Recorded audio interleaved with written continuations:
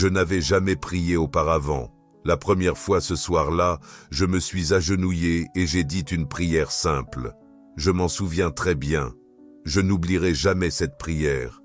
Elle disait « Jésus, si tu es vivant, je veux te voir pas seulement dans mes rêves. » C'était tout. C'est ainsi que la prière s'est terminée. Quelques minutes plus tard, assoiffé, je suis allé dans ma cuisine. J'ai allumé la lumière et Jésus était là, assis physiquement dans la cuisine. « Salut, comment ça va ?»« Bien merci. Pourrais-tu nous parler un peu de toi? Juste un bref résumé. »« Oh, je m'appelle Annie. Je vis ici à Cardiff, au pays de Galles, depuis environ 25 ans et au Royaume-Uni en général depuis peut-être 30 ans maintenant. Je viens à l'origine du Soudan, en Afrique de l'Est. Oui, je suis marié, j'ai 3 enfants, un adulte, un adolescent, et je fréquente l'église City Church. C'est mon église de cœur. Peux-tu nous donner un peu de contexte sur ton enfance? As-tu toujours connu Jésus? Non, non, non.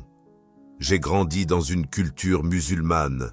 J'ai grandi comme musulman dans un foyer musulman. La seule chose dont je me souvienne à propos de Jésus quand nous étions très jeunes, c'est qu'il y avait un carnaval autour de la veille de Noël chez nous. L'église copte locale venait dans la rue, apportait du pain de rue et distribuait des œufs et des bonbons aux enfants avec de la musique et des tambours. Oui, ils défilaient dans la rue avec une grande croix, des bannières et des drapeaux. C'est le seul souvenir que j'ai du Christ. Alors, peux-tu nous parler de ton parcours pour trouver Christ par toi-même? Oui, je ne l'ai pas trouvé, c'est lui qui m'a trouvé. J'étais en vacances avec ma femme et nous sommes allés voir sa famille. Je l'ai vécu d'une manière étrange. C'était un rêve. Tu sais, j'ai vu un homme dans mon rêve et une voix distinctive me disait de transmettre un message à cet homme. C'est un message en 2 parties et je l'ai dit puis j'ai regardé. Je me suis réveillé le matin sans savoir ce qui se passait. Était-ce juste un rêve? Ou quoi? Pour le grand choc de ma vie, je pense que je suis sorti sur la terrasse de la maison de ma mère, de ma belle-mère, et l'homme était assis là. J'étais choqué quand je l'ai vu. Je ne pouvais même pas lui dire bonjour. J'ai littéralement fait demi-tour et j'ai commencé à pleurer, mais je ne pouvais pas me calmer ce jour-là. Alors, que s'est-il passé? J'ai demandé à ma belle-mère, « Qui est cet homme ?» Elle a dit, « Eh bien, c'est un invité. » J'ai dit, « Oui, d'où vient-il? Est-il d'ici ?» Elle a dit, « Non, c'est un gars américain. C'est un homme afro-américain. Il est missionnaire, il est pasteur et il a réalisé des travaux et continue d'en faire au Malawi. » J'ai dit, « D'accord, je dois lui parler. » Elle a demandé, « Pourquoi ?» Je lui ai raconté mon rêve. Je n'ai pas pu me reposer de toute la journée jusqu'à ce que nous arrivions à l'hôtel et que je parle à cet homme. Quand je lui ai dit ce que j'avais entendu, il a commencé à pleurer et moi aussi. Imaginez 2 hommes adultes en train de pleurer dans un restaurant d'hôtel. C'était drôle, mais aussi très émouvant. Une fois que j'avais fait cela, je me suis senti vraiment détendu et en confiance. Donc, quand je suis allé me coucher ce soir-là, j'ai entendu exactement la même voix, mais c'était un homme différent. Au lieu de me transmettre un message pour quelqu'un, il me posait une question. « Sais-tu qui est cette personne ?» J'ai répondu non, et il a dit « C'est Jésus ». Il me regardait juste en souriant. Je ne comprenais pas ce qui se passait, mais la seule raison pour laquelle j'ai fait confiance au fait que c'était Jésus, c'était à cause de la voix. C'était la même voix et le même cadre du rêve, littéralement voir une personne au milieu de l'obscurité. Dans les 2 rêves, l'environnement était exactement le même. Donc oui, même cadre, même voix. Ça va être intéressant. Peux-tu nous expliquer? Comment était ta vie à cette époque avant cette rencontre? Je veux dire, tu as dit que tu étais musulman. Comment était ta vie? Étais-tu complètement dévoué ou quel était ton mode de vie? Eh bien, j'étais, et je ne l'étais pas. C'était différent. J'ai grandi dans une famille où mon grand-père était enseignant islamique. Nous avions une mosquée chez nous et j'ai passé la majeure partie de ma jeunesse techniquement dans cette mosquée. Tu sais, c'est la maison familiale Et nous y restions pendant toutes les vacances d'été et autres périodes comme ça. Donc on t'enseignait beaucoup de choses, tu sais, et j'aimais ça. Je n'avais aucun problème avec ça, mais j'ai commencé à avoir des questions plus tard. Je veux dire, qui est Dieu? Et tu sais non pas qui nous sommes, quelle personne, mais son caractère. C'était ma question. Il a un caractère dur, pas agréable. Pourquoi? La raison pour laquelle j'ai posé ces questions, c'est que mon premier enfant est autiste. J'ai entendu beaucoup de voix différentes. Tu sais, ma femme vient d'un milieu catholique, donc j'ai entendu certaines choses du point de vue catholique. Ma famille vient d'un milieu musulman, donc j'ai entendu d'autres choses, et la nature de Dieu est devenue confuse pour moi. Je voulais comprendre. À ce moment-là, j'ai commencé à lire davantage le Coran et à l'écouter, mais je ne pouvais pas vraiment saisir sa nature à 100%. Alors, je me suis mis à faire de longues promenades et à demander à quiconque là-haut de m'aider. Je pense que c'est ainsi que tout a commencé. Ma relation avec Dieu, le parcours n'a pas été facile. Depuis le jour où j'ai fait ce rêve chez ma belle-mère pendant les 3 années et demie qui ont suivi Jésus, m'a guidé à travers le collège biblique. Littéralement, je le voyais chaque semaine dans mes rêves, parfois même 2 fois par semaine. Ça a commencé par simplement le voir, me demandant de le suivre sans que je sache ce que cela signifiait. Cela m'a conduit dans différents endroits à travers le monde.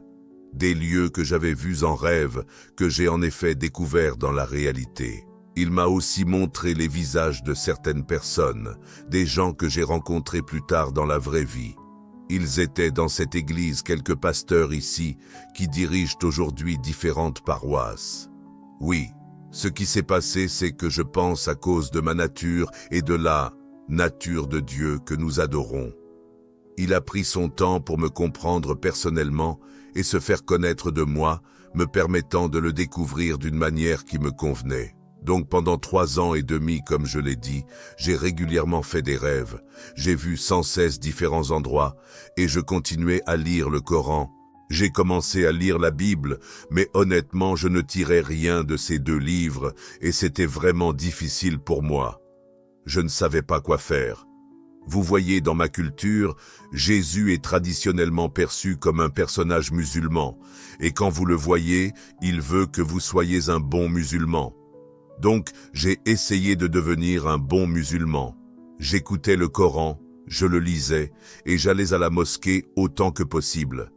Ce n'était pas facile, mais comme je l'ai dit, Dieu s'est abaissé à mon niveau et cela a duré 3 ans et demi. Je habitais juste au coin de ce bâtiment pas très loin. Littéralement, j'aurais pu y aller à pied en 2 minutes. Mais je n'étais jamais venu ici. Ma femme avait commencé à venir ici avant moi quelques années plus tôt et elle me parlait d'Alpha, bien sûr. Je lui ai dit « D'accord, j'ai beaucoup de questions.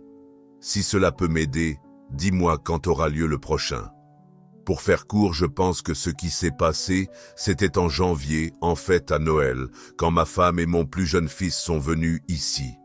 Ils étaient dans la fête de Noël et m'ont demandé de venir les voir à l'église. C'était la première fois que je mettais les pieds ici dans ce qui s'appelait autrefois City Temple, maintenant City Church. Je suis resté tout au fond. Je me suis assis dans le coin le plus reculé et j'ai entendu parler d'Alpha.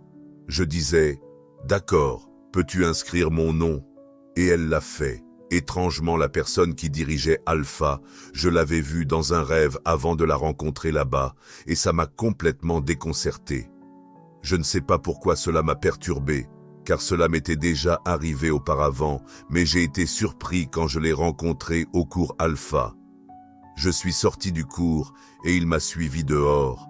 Il m'a demandé « Ça va ?»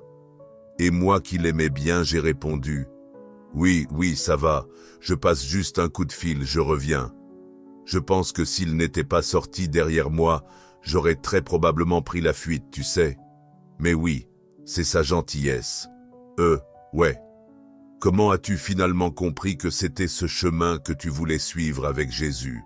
J'avais 3 questions principales pour prendre ma décision. D'abord, est-ce que Dieu va me protéger? Parce que les conséquences de quitter l'islam pour suivre Jésus dans mon pays d'origine, où je me rendais tous les 6 mois, sont énormes. J'avais donc très peur de ne plus pouvoir y retourner. J'ai demandé « Vas-tu me protéger ?» Et de nulle part, un ami m'a envoyé un message avec une photo d'un chat marchant au milieu, je crois, de centaines de chiens sur les côtés. Il y avait inscrit dessous « Même si je marche dans la vallée de l'ombre de la mort, je ne crains aucun mal. » Cela m'a beaucoup réconforté. Je n'avais pas de tatouage et je suis allé dans un salon de tatouage littéralement 10 minutes après avoir reçu ce message. Tu sais, après le travail, je suis allé dans ce salon et j'ai demandé au tatoueur « Est-ce que c'est possible de le faire et quand pourrais-je le faire ?» Il a répondu « Je peux le faire maintenant. » Et oui, il me l'a tatoué directement sur le bras. Je suis rentré chez moi et ma femme qui n'aime pas les tatouages, je lui ai montré. Elle n'a rien dit. Donc la première question, « Vas-tu me protéger ?» Et la réponse était « Oui, je le ferai. » La deuxième question était « Qui est donc Dieu ?» Parce que j'entendais beaucoup de choses. Quelqu'un disait Jésus, quelqu'un disait Allah, quelqu'un parlait du Père et j'étais complètement confus. Un matin, je me suis réveillé en entendant les mots « au commencement ». Et ce souvenir est resté même quand je suis allé au travail. Alors ce que j'ai fait, c'est que j'ai cherché sur Google et la première phrase qui est apparue était « Au commencement était le Verbe et le Verbe était avec Dieu ». En liant cela avec le Coran qui dit que Jésus est le Verbe de Dieu, cela m'a révélé qui est le Verbe. Là, j'ai su tout de suite qui était Dieu. Donc j'ai fait exactement la même chose. Je suis allé au salon de tatouage et j'ai passé 6 heures à me faire tatouer tout autour du bras. Voici les 2 questions. La troisième était simplement quelque chose qui venait du cœur, ce qui est, vous savez exactement la troisième chose. C'était pour moi. Je voulais m'assurer que je suivais un Dieu qui existe, qui est vivant. Je n'avais pas exprimé cette question avant le jour où j'ai dit oui à Jésus, ce dimanche soir, lors du cours Alpha. J'ai dit oui, puis je suis rentré chez moi. J'ai parlé à ma femme et elle a prié pour moi. Il y avait quelque chose dans mon cœur que je ne pouvais pas, vous savez. Et je me suis dit, quand j'étais seul dans le salon, j'ai pensé, écoute, ça ne marche pas. Je ne vais pas suivre quelqu'un qui vient dans mes rêves et que je ne peux pas voir. Je n'avais jamais prié auparavant. La première fois ce soir-là, je me suis agenouillé et j'ai dit une prière simple. Je me souviens, je n'oublierai jamais cette prière. Elle disait « Jésus, si tu es vivant, je veux te voir vivant, pas dans mes rêves. » C'était tout, c'est toute la prière. Quelques minutes plus tard, assoiffé, je suis allé dans ma cuisine. J'ai allumé la lumière et Jésus était assis là dans la cuisine physiquement. J'étais là, oh, je l'ai regardé. Il m'a souri, a pris un verre d'eau, n'a rien dit, a éteint la lumière et je suis simplement parti. C'était dimanche soir et mercredi midi c'était dimanche à minuit. Mercredi midi, je conduisais dans le centre-ville, coincé dans les embouteillages. J'étais en tête du trafic et j'ai vu Jésus devant ma voiture. Il a tendu la main par ma fenêtre et m'a littéralement touché l'épaule. Je lui avais demandé de se montrer une fois et il est apparu 2 fois en 3 jours. Alors j'ai abandonné. Je ne pouvais même plus, vous savez, le concevoir. Je ne pouvais même pas dire « Non, je ne vais pas le suivre » parce qu'il est un Dieu qui, quand vous demandez, vous répond. Même si je n'avais rien demandé, il est venu à moi. Et il est venu à moi pour 2 raisons, je pense. La première, ma femme, elle a prié pour moi pendant 11 ans et demi. Et si vous voulez retenir quelque chose de ce témoignage, c'est le pouvoir de la prière. Si vous priez pour quelqu'un qui ne connaît pas Dieu, peu importe quoi, n'abandonnez pas, car elle aurait facilement pu abandonner après 5 mois, 10 mois, 20 mois ou même 10 ans. Mais pendant 11 ans et demi, elle est restée persistante. Parfois la prière fonctionne rapidement, parfois cela prend du temps, vous savez. Et pendant ces 11 ans et demi, pendant 3 ans et demi, j'ai vu Jésus dans mes rêves. Je pense que oui. S'il te plaît, écris cela. C'est un témoignage puissant. Merci de l'avoir partagé. Juste pour clarifier, je sais que tu fais beaucoup de travail missionnaire aujourd'hui. Peux-tu nous dire comment tu as commencé? Comment as-tu débuté cette mission? Oui, c'était par les rêves. J'ai vu tellement d'endroits dans mes rêves et Jésus m'a emmené dans tant d'endroits en me demandant d'y aller pour aider. J'ai entendu dire que l'Église partait en mission en Macédoine et je n'étais chrétien que depuis moins de 6 mois. J'ai dit « Oui, inscris-moi ». Je suis parti avec l'Église. Nous sommes arrivés à Skopje, la capitale de la Macédoine. Nous avons décidé de nous promener le matin et la première chose que j'ai vue était un lieu que j'avais vu tant de fois dans mes rêves. Toute la scène, la rivière, 2 hommes qui pêchent un bateau et un cube argenté au milieu de la rivière. J'ai littéralement commencé à pleurer. Une dame qui était avec nous a demandé « Que se passe-t-il? Qu'est-ce qui ne va pas ?» Je lui ai répondu « C'est l'endroit que j'ai vu. » Ce jour-là, j'ai su exactement ce que Dieu voulait que je fasse. Pour une raison quelconque, je crois que c'est la faveur de Dieu, et j'ai établi une très bonne relation avec ces gens. Ce sont toujours mes amis, j'y retourne encore, et j'étais en Macédoine il y a quelques mois. Tu sais, ce sont de très bons amis, donc voilà comment je le sais. Et autre chose aussi, ça fait maintenant 10 ans que je fais du travail missionnaire. Je le fais bénévolement, je ne suis pas rémunéré pour cela. Je collecte des fonds venant de différents endroits de quelques églises et Dieu a toujours pourvu. Si je peux voir cela, cela signifie qu'il veut que je le fasse. Une chose en laquelle je crois, c'est que quand Dieu te demande de faire quelque chose, il l'a déjà payé. C'est à toi de faire ce pas de foi et de passer à l'action. S'il ne te demande pas de le faire, alors tu auras du mal à y arriver, parce que ça ne sera pas agréable, il n'y aura rien à en tirer. Donc oui, c'est comme ça que la mission a commencé. Au fil des années, quand tu t'es complètement immergé dans ta nouvelle foi avec Jésus, comment as-tu géré cette relation avec ta famille? Pendant la première année, je n'en ai parlé à personne dans ma famille. J'ai fait une vidéo, exactement comme ce que nous faisons maintenant. C'est une petite vidéo courte que j'ai mise sur YouTube. Certains de mes amis l'ont vue et l'ont envoyée à ma famille. Tout à coup, un matin, je me suis réveillé avec environ 150 messages entre WhatsApp et texto. Il m'a fallu environ 1 semaine pour tous les lire. La relation avec la majorité de ma famille s'est dégradée, peut-être 99% d'entre eux. Avec la plupart de mes amis, j'ai perdu tout contact. Ça fait plus de 10 ans maintenant, et c'est toujours pareil. Certaines relations se sont un peu rétablies, mais je n'ai pas encore eu le privilège de rentrer chez moi. Oui, c'est devenu très difficile pour moi, je suppose. Voir Jésus comme je te le vois maintenant dépasse tout ce que je peux comprendre. C'est au-delà de tout ce que j'ai vécu. Mais tu sais, Dieu utilise ce que tu as et ce que tu aimes. Si tu le lui permets, quand j'étais enfant, ma passion était d'ouvrir un atlas, de regarder les cartes, de découvrir les pays et les choses.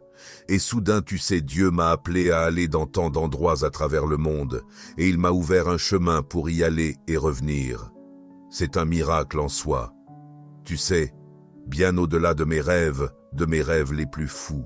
Même si j'avais le meilleur travail du monde, je n'aurais probablement pas les moyens de faire tout ça.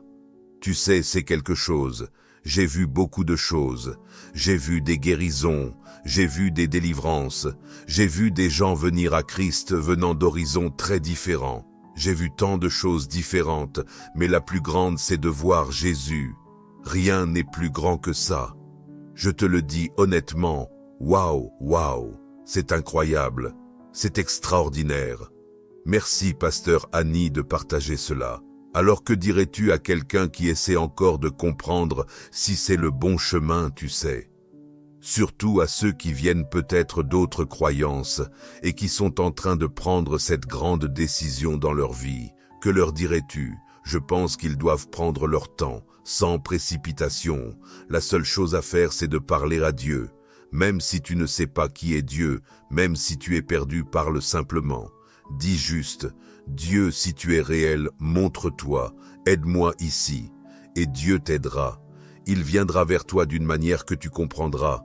Mais il viendra aussi un moment où tu devras prendre une décision, parce que tu ne peux pas laisser cette question en suspens indéfiniment.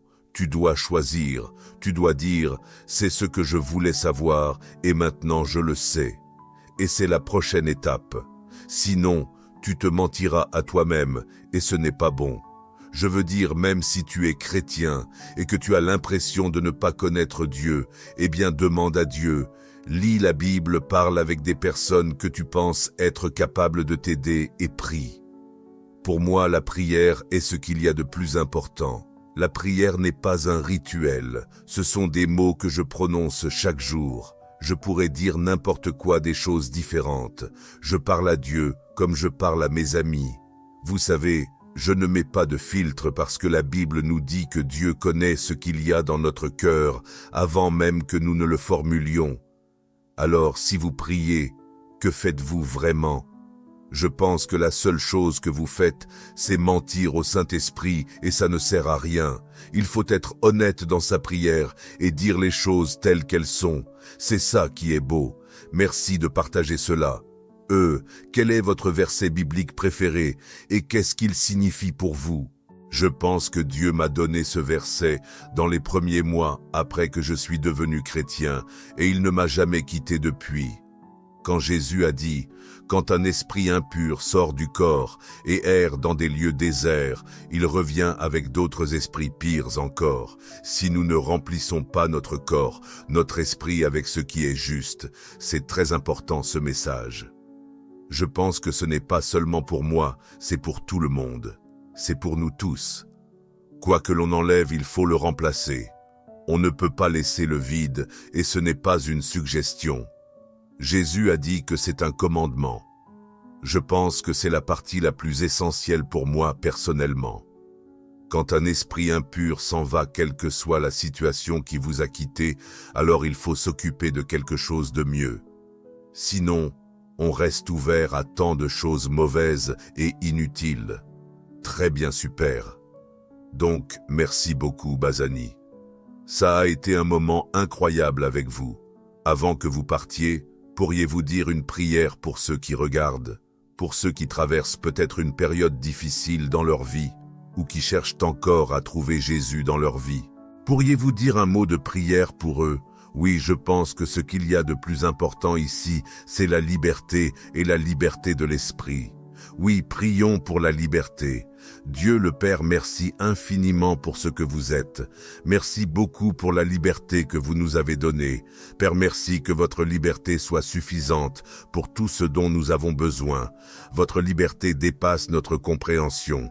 Dieu le Père, je prie pour que quiconque écoute ceci et a des questions, Père, vous les rencontriez là où ils sont et répondiez à leurs besoins. Dieu le Père, je prie pour ceux qui se trouvent dans des endroits où ils ne peuvent pas vous adorer librement, qu'un jour ils puissent le faire. Père, nous ne prenons pas la liberté que vous nous avez donnée pour acquise non plus. Père, aidez-nous à la préserver et à garder votre parole en nous.